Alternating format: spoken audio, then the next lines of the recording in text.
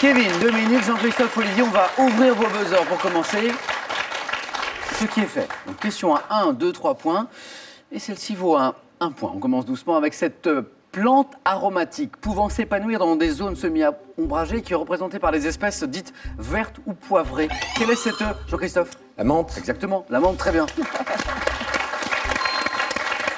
Premier point pour Jean-Christophe. La première question à 2 points, la voici. Dans la mythologie nord-germanique, quel dieu guerrier, maître du...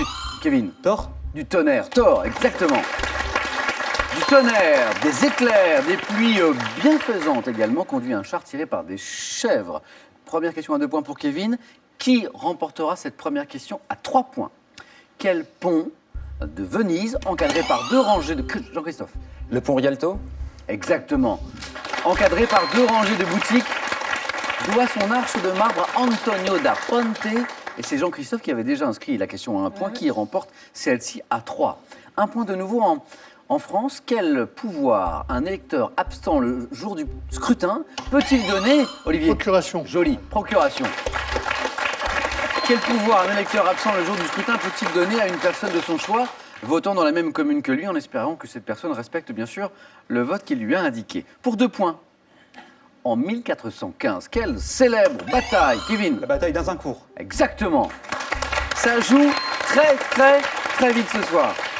Quelle célèbre bataille les Anglais remportent-ils sur l'armée du roi de France Charles VI, grâce notamment à leurs archers? Une nouvelle question à 3 points qui revient déjà. Kevin, Dominique, Jean-Christophe, Olivier, écoutez ceci.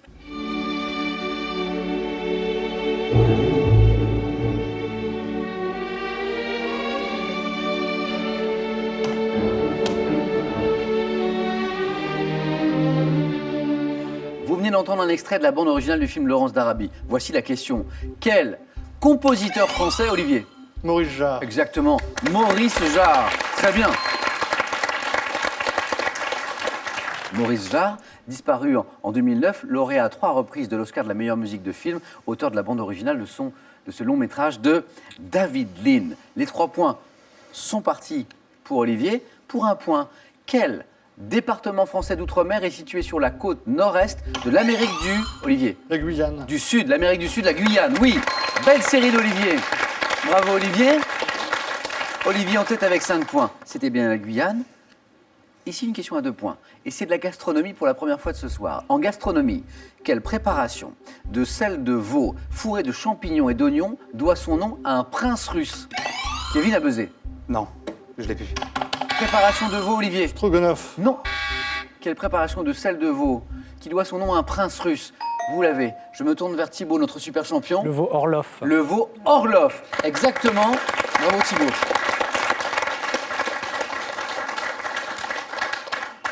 Quel poète français, auteur, attention, c'est une question à 3 points, de l'après-midi d'un faune, a réussi... Olivier?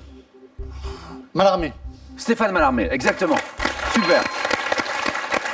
Olivier, belle opération parce qu'avec ces 3 points, vous êtes à 8 points, un tout petit point du 4 à la suite. Félicitations. Donc Mallarmé qui a réussi la gageure de faire rimer en X un vers sur 2 dans un célèbre sonnet. Bravo Olivier. Comme on dit, le jour J et l'heure H, quelle lettre de l'alphabet emploie-t-on pour symboliser un instant précis? Olivier encore. T. L'instant T. Olivier, vous êtes qualifié.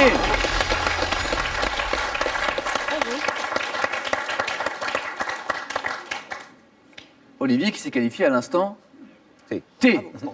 Vous, je sais pas, moi j'ai l'impression que la première manche vient à peine de débuter. Olivier a été extrêmement rapide. Olivier, on se retrouve dans un instant au 4 à la suite.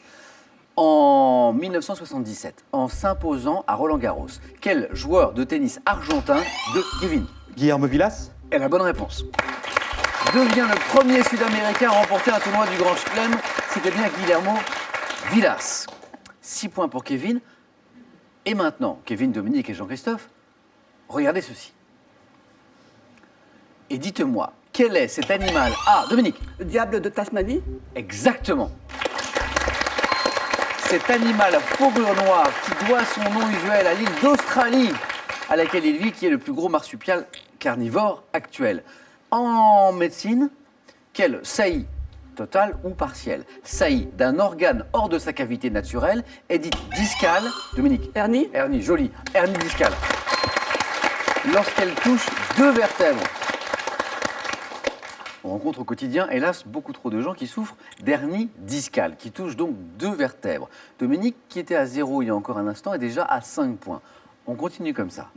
En 1919, pour 3 points, quel artiste d'avant-garde réalise une version de la Joconde à laquelle il ajoute... Jean-Christophe ? Marcel Duchamp. Marcel Duchamp, bien joué. À laquelle il ajoute malicieusement une petite barbe.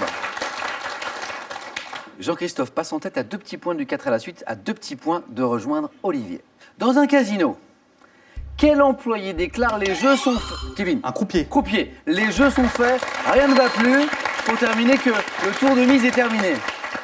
Rien ne va plus, mais tout va bien pour Kevin, qui est un tout petit point de se qualifier pour le 4 à la suite. Nous sommes en 2002. Quel acteur belge interprète un gardien de prison? Jean-Christophe. Benoît Poulvorde. Vous le tentez un peu au hasard? Oui, totalement. Là, vous avez bien raison. C'est la bonne réponse. Jean-Christophe, et vous êtes qualifié.